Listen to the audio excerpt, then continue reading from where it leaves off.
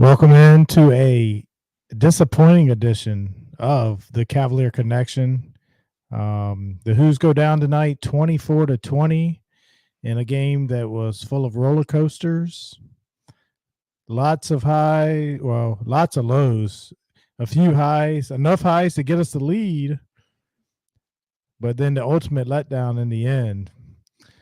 So welcome in. We have our new text line open. Feel free to text in at 757-298-7232. You can put your comments into the chat. I'll be looking on YouTube for comments. Give us your initial thoughts to this tonight's loss. Jay, disappointing. It's a Yeah, nice word to say. yeah, it's hard to put into words the disappointment with this one. We all game long, I just felt like we were a little bit off. I don't know if you felt like that or not. But it certainly just felt like we didn't play our best game today for sure. Um, and so I thought we'd kind of have to play a better game than what we played to even be in a position to win. To their credit, when things went terribly south on the second punt of the day, that somehow just went 6 feet off the ground, inexplicable. I don't understand what sparks. I don't understand how that happens twice in a game. Um, but after that, the guys responded fairly well, and it looked like we were in a position to win, and we just couldn't make the play when we needed to make it, and that was on offense and defense.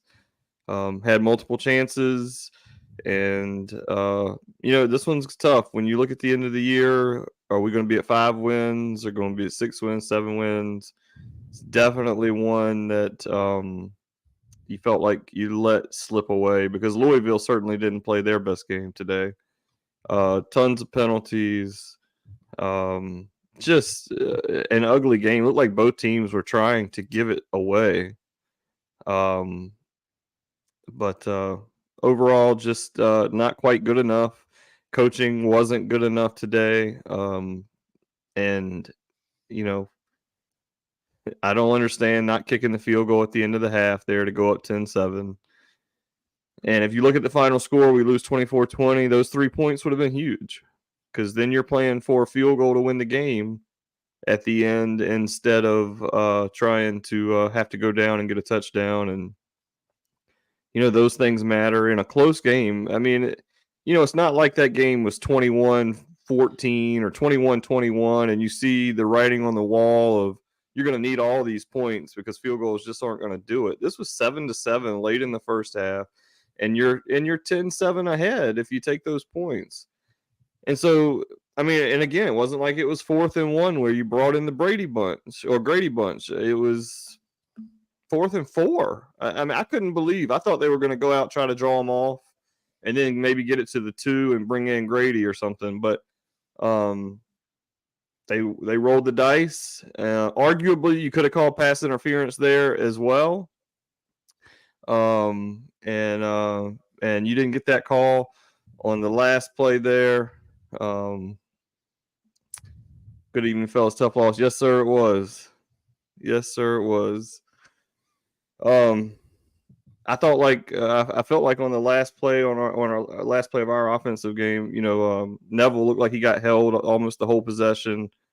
Definitely could have been a pass interference, but I think the officials missed calls both ways. I think they had some terrible spots along the way. Like, I'm talking yard to 2 yards off on spotting the ball even. The hold that they didn't call, they threw the flag on and picked up, against us on a big play that should have stuck. I mean, that was a holding. And so the officials were terrible, but you don't want to leave it in the officials' hands. And, Louisville just made more plays than we did. So hats off to them. Yeah. I tell you what, Steen had that hold is our friend of the program, Steen had. Holy cow, man. That looked like my youngest son trying to hold me back from whatever. Like he was That's holding not on even a to the holding shirt. you get upset about though, because he's at least he No, he was saved protecting the Landry. no, he was protecting the quarterback. No, Yeah. it was just it was a hold. I've never seen anything like that before. But yeah, I thought Neville, of course, he was held there that last possession. Um, but I agree with you. There were some questionable officiating on both sides. I will say I think it probably could have been a penalty on that 4th down and 4 at the goal line that when we went for it Yeah. on that play. I just wonder what made him go for that. Like, I don't believe analytics tells you to go for that there. So I don't know what I caused him don't to go know, for that. Jeff. Some of those analytics, man, some of that stuff's crazy to me. And I'm a believer in Colin Cowherd. I believe in analytics, but at the end of the day, I like manalytics, and I got Yeah, to look at it and I got to see it with my eyes. Fourth right. and 4 in a 7-7 game, late second quarter. Come on. Because there's times in a game where we wouldn't go for it. I think Coach Elliott's been pretty aggressive this year, He has. but where we wouldn't go for it, and um, then to go for it on that one, and then the punting, those 2 punts. I've never seen anything like it. So I do the intramural sports on the naval base, and the punt. We were in the playoffs, and the guy punted the football in flag football right into the back of the center. And I've never seen anything like that before. Like, that's crazy. I said, and we were like, that's all, other than kids football. I'm like, that only happens in recreation sports. And we saw it twice in a Division I Power 4 conference school in one game. And he's been so good. Yeah, That's what I yeah, don't understand it. he's been There's no way outstanding. you can explain it to me that's going And to make it then make sense. that punt he made with his toes or his back heels to the back of the end zone, and he punted Right. the crap out of that Yeah, ball, boomed it 50 plus yards. almost to the point where we almost were able to have a chance to get the ball ourselves. Yeah. I mean, it's just unbelievable. The defense, I think, the first half we controlled the clock. The second half we didn't. I think the defense maybe got tired. And I mean, they ran all over us. I would have ran the ball a lot more than they did.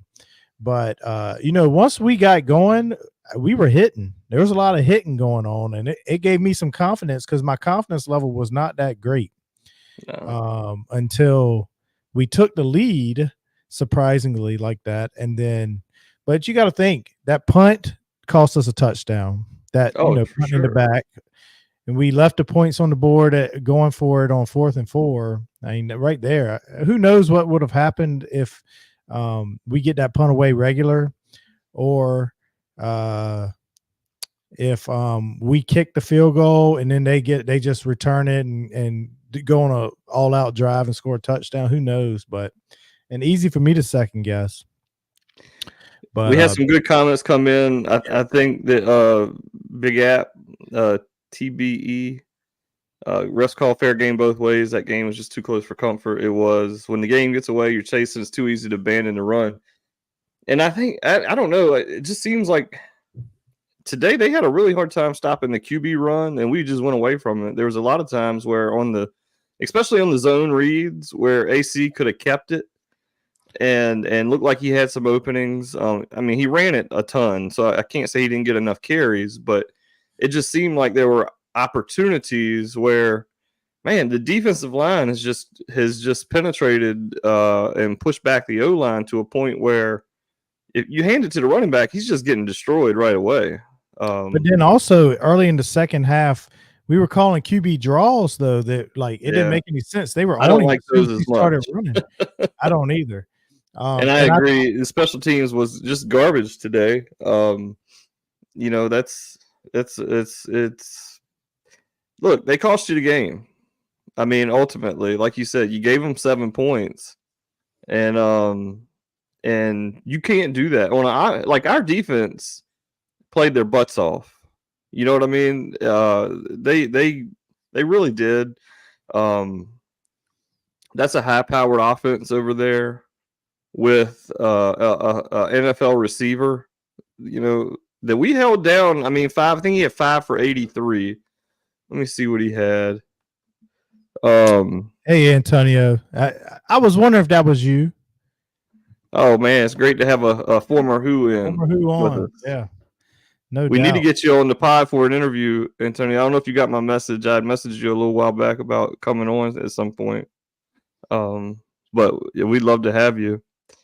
But let's see. We held Ja'Cory Brooks to 5 for 83, and 61 of those yards came on one catch. So I mean, they did an outstanding job of holding him down, And and gosh, that's that with a catch, second. I'll say that catch just shouldn't even went for that. That should have been like 20 yards. Yeah, yeah, that was a busted, broken. Kendron and I can't remember the other DB ran into each other. Yeah, I think it might have been Hardy. it Ran was into hard. each It was other, hard. and that created the play. But we're sitting at 4-2. Where and now you're staring a game at Clemson. Um, that's not going to be a game. Of all our games remaining, including at Notre Dame, I think at Clemson may be the least winnable. And I don't know. What do you think, Jeff? What are your early thoughts on? Clemson's balling out now. I would have. You said I'm on right now. Yes, sir. Clemson is balling out right now. That little early season blunder. I mean, their offense is cooking. And don't get me wrong, I know today was Wake Forest, but they've been cooking. That's a tough one. Notre Dame, of course, is tough. This is one I really thought we needed. If we want to go to a bowl game this year, Yeah, we really needed this game. North Carolina on the schedule looks like a game we should win. If we ever beat Virginia Tech, I would say that about that game. We should have a chance in that game, but we never beat them. I can't even say right now that I think they could lose every game between now and then, and I would still say, like, we're not going to win that game. I don't think we're going to win that game.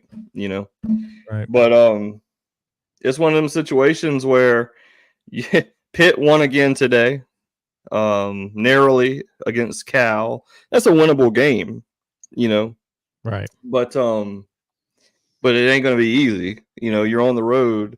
I am encouraged by the heart that this team has. Yes. Cam Courtney too. Cam Courtney, Yeah. Tyler Neville both have big games to go. Malachi Fields, he was he was huge as Malachi can be. But it was such a struggle. Offensively, we were a little bit of Jekyll and Hyde. When we came out, I'm guessing that was scripted to start the game. We moved right down the field. Louisville, I think, sometimes gets off to some slow starts. Yeah. And then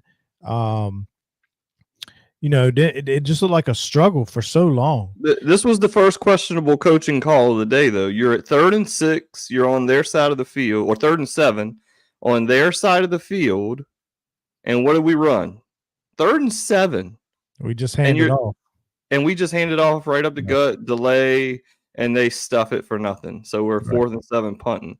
I mean, you got to go for go to play the sticks. They're going to give up. More than likely, they're going to give you something around the sticks.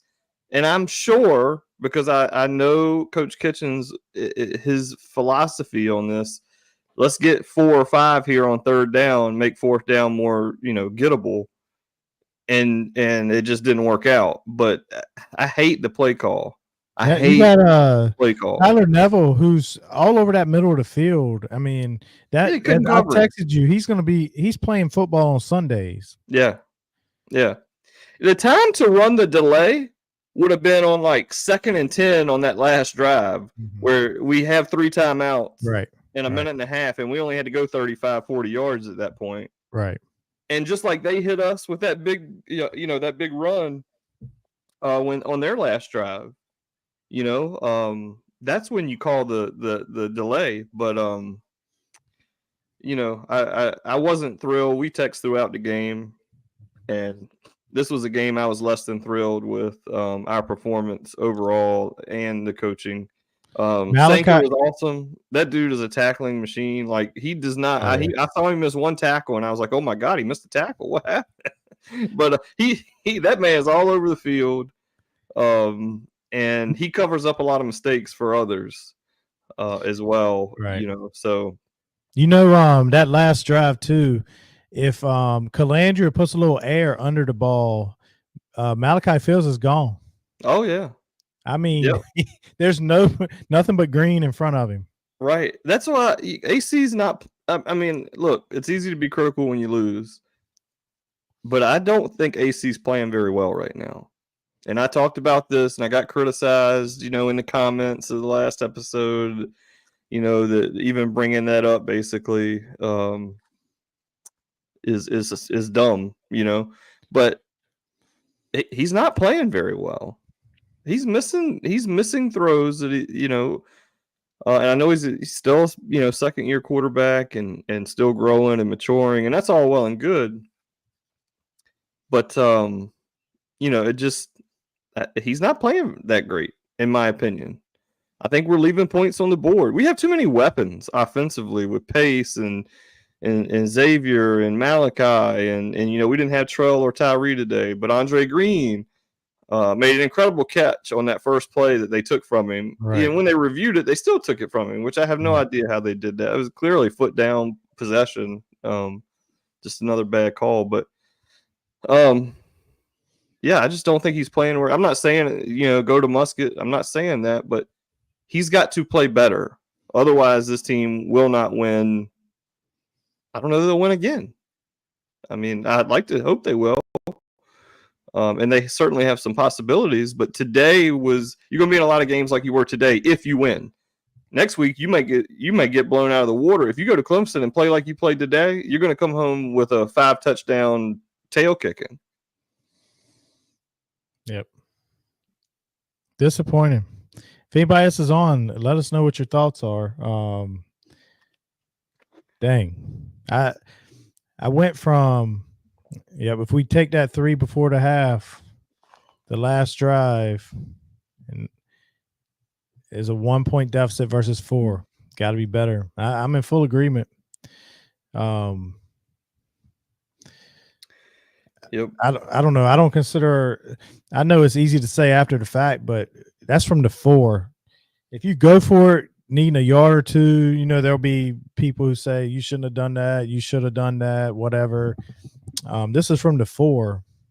The analytics to my eyes tell me kick the field goal. Let's go up 10-7. Let's take it to the half. And then there at the end, you hope that, okay, we're down 1 and we get a field goal attempt. Now, I don't know that we make the field goal, but you can run your offense a little bit differently as opposed to, you have to having to score. You got 3 timeouts. And the thing is, Jeff, it's not like we're some great red zone offense where you have a ton of confidence. Oh, we do this all the time from the 4. Right. We score all the time. No. Yeah, we're not the Chiefs. It could have been 1st and goal from the 4, and I'm not sure we score. Right. So why, when you got 1 shot, it's just I hope that somebody had the stones to ask Coach Elliott what was he thinking in that spot. We have representation in there. And you've seen the text. You can vouch for me. I told Jack, you better ask him what he was thinking in that spot. Look, I told Jack as his father, there's enough veteran reporters in there. Let the veteran reporter ask that. Jack, you're 18. You're getting your feet wet. Don't let them take away what you got going so far. But yeah, I would expect that question would be asked. It's got to be asked. Yeah. Yep. And Appleby says, I love AC. I still won't be surprised if there's a QB controversy before the year's out. That's what happens when you put a youngster out in front of a veteran. I was thinking, I don't know, can Tony do what Green did? If he hadn't played today, could he, play the 4 games and then say, I'm not going to play anymore. I'm leaving the program. I'm going to transfer because I want to play 1 more year and actually play. I don't know. This is year 5 for Musket. Yeah, he redshirted once, but with COVID and all the crazy stuff because of COVID. But the COVID years may be done. Okay.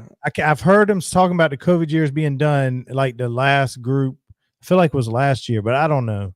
I can't keep up And with. plus, I don't understand the rules. Like, he had. Let's see. Did he play 3 years at the previous stop? Yeah, I believe so. Yeah. So maybe it's not an option. I was just thinking like it'd be a shame if like he even had a thought of wanting to play somewhere. I mean, and again, that's total. I'm just thinking because Green did it. It's Right, like, oh, okay, maybe there are some people out there. right. And we didn't talk about that the other day. What were your thoughts on Green leaving the program? I was shocked. I don't know. I was disappointed. I don't know what happened. Yeah, I listened to the. Did you listen to the Ball Hawk preview episode? I didn't get a chance to. Yeah, he talked about it, and we love Ball Hawk, and he talked about no animosity for him, wish him well in his future endeavors, and you want people that want to be there, and if he feels like it's his last year of football potentially, and he wants to be a full-time starter, and that's not what he is at Virginia, Right, then go chase that. So as much as I hate it because I want our program to do well, right. and it is a selfish move. I think you have to be kind of selfish in some instances. Yeah, But you again, can't it's blame hard the to guy. say again. You can't blame him in that Yeah, situation. You get one chance. You're right. eligible, and then It's when easy for us to say we want the team to do well, but right, when you're the individual, but I'm sure there's some thought there of like I don't want to let my teammates down. right, So how you how you kind of mentally work through that, to each his own.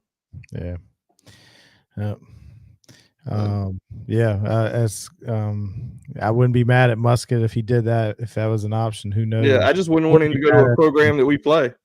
right, right, yeah, um, Yeah. I mean, you think about it, Musket beat AC out last year in the competition. Now, right, granted, AC was coming right out of high school, so and um, Musket was being brought in to be the starter. he was. So So, but I don't know. It's not really a conversation right now. But if AC doesn't pick up his play, I could see it becoming a more loud conversation. you're right, Appleby. Yeah.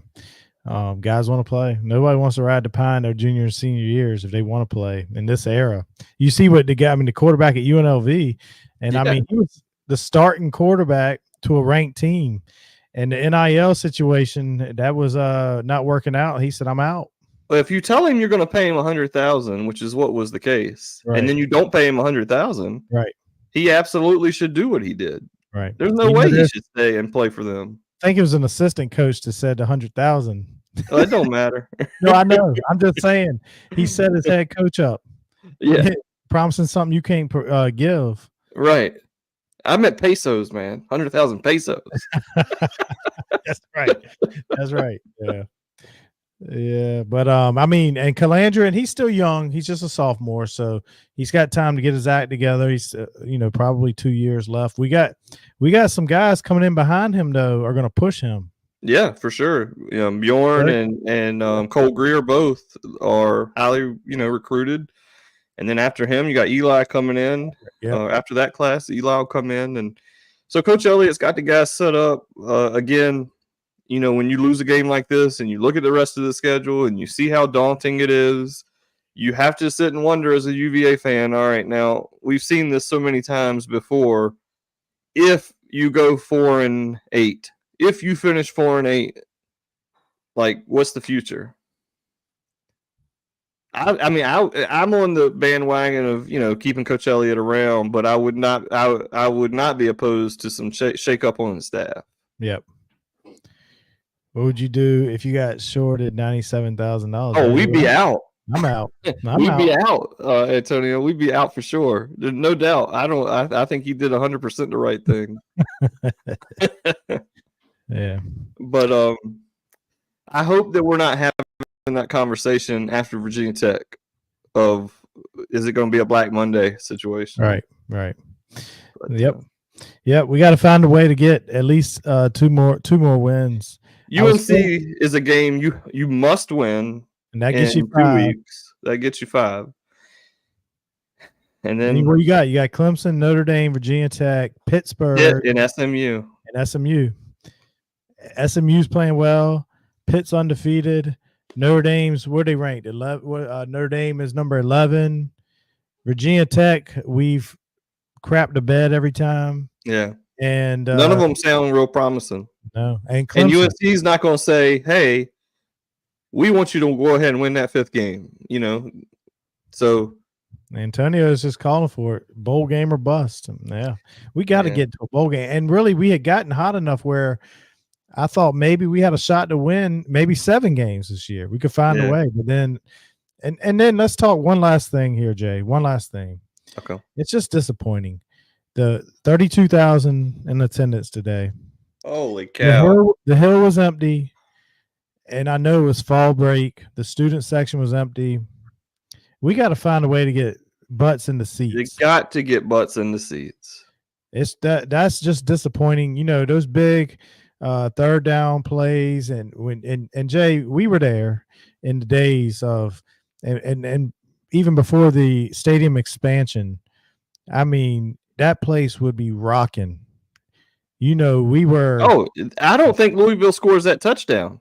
We were butt to butt. We were all of us. We were touching like there won't know where to move. Yeah, when Antonio was there in the early 2000s, yes. That place was rocking. Yes, when we were good. Yep. It could be 35 degrees, and we weren't. You're not cold. No. Now if it's 35 degrees, you got nobody blocking you, blocking the wind on you, like you're freezing. Yeah. Going 4-1 and missing a bowl game is unacceptable at this point of this program. Yeah, 4-1 to 4-8 would be. That would be hard to survive. It would. I mean, even though I think a lot of people, if you look at each game, win percentage is probably 20% or less. Yeah. Outside of Carolina, which is probably 50%, 55% win.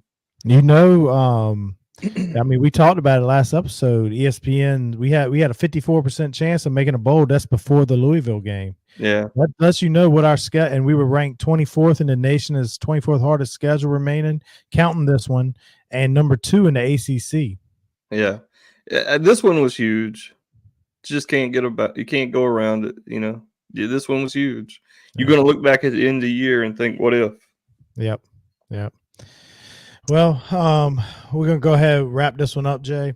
Yep. It's a disappointment. I was hoping we were going to come on post game with something great to talk about. Instead, here we are again. So I want to say one more thing, Jeff. When we do post game shows live in basketball season, we'll have 200 to 300 people easy watching. Football, we're at 46 people. Yeah. Like when Hootie said his basketball content gets 5 times the coverage of basketball, I thought it was like kind of a made up stat. Right. Not made up completely, but it can't really be 5 to. I 100% believe that now. Yeah. We're just not a football school. Yep. As much as that pains me to say it, we love football, but we're clearly not a football school. We're putting 30,000 people in for a 4-1 football team. Yeah. In a big game. Big game. It's unbelievable. The disappointment is in the people. I'm disappointed in the fans. I mean, we weren't there, but we have. I mean, honestly, doing this podcast, one, it's hard to be there and have a post game show live and do. Kind of got to make up your mind. Do you want to be there? And in media, we got coverage with Jack, so there'll be games where we are in the media, but it's tough. Thank you, Antonio. Yes, thank you, Antonio. We appreciate it, man, and we appreciate you giving us your thoughts as well. Yep. So, all right. Well, hopefully there's better days ahead. Next week at Clemson, not going to be one of them. I can tell you. if we and so first of all, listen. I'm as poor a fan as they are next week. I got to work all day Saturday, so I'm not even going to see the game live.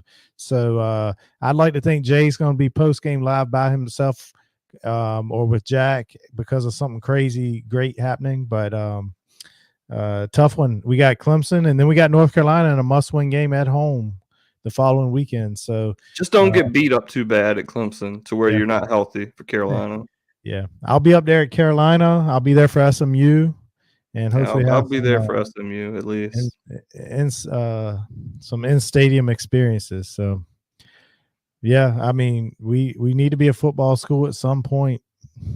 Football is the moneymaker. You're right about that. Yeah. Yeah. We're 100% on board with you, Antonio. It's just the current state is we ain't there. I wish we were. I wish we could go back to your days, go back to the Welsh days, but we're begging to make a bowl. Like, dear God, let us make a bowl. That was a given. That was a given back in the days. Yep. And now it's like, great season, boys, 6-6, and we can't even reach that goal. Or haven't yet. So a lot of work to do. And we've talked, and so we have, I'm not even gonna say nothing left to say. Nothing left to say. Yeah, we're gonna have to turn the page to Clemson. There's nothing else we can do. Jack, have a safe trip home, and we'll see you when you get here. And I hope everybody has a good evening and enjoy. Try to put this one out of your brain so you can enjoy the rest of your night. It's tough. Yep. Go Hoos. Yep. Go Hoos. We'll see everybody next week.